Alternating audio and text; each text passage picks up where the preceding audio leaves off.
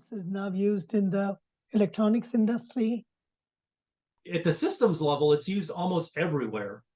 I mean, we had angular accelerometers put on hard drives 20 years ago. So we were using them in the memory application for disk drives and things like that, vibration sensing, and then when you look at RF signal processing, you almost have to have MEMS to get very tight filters.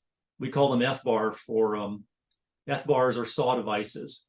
So they're replacing the old quartz crystal oscillators that were used in radio and things like that. They're being replaced by MEMS, which are smaller and consume less power. They're fabricated on 300 millimeter or 200 millimeter wafers.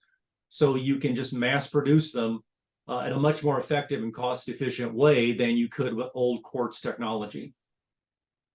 Now, when you look at advanced systems these days, like those that create AI solutions and very intelligent systems or robotics, storage is becoming a bigger issue, especially the latencies depend on the processor is fast, but everything else is slower. Do you think by getting into these more advanced systems, we will be able to improve it and reduce the cost, reduce the power? It's a possibility. It's always been somewhat cost prohibitive to adopt MEMS into memory applications because the geometries are so large.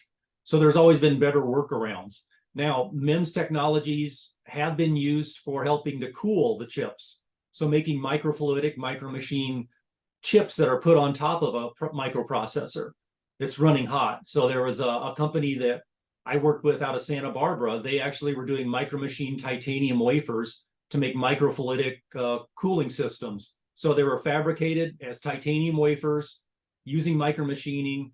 They were thinned down and attached to processors, and they were hooked up fluidically to have liquid fluid cooling. You worked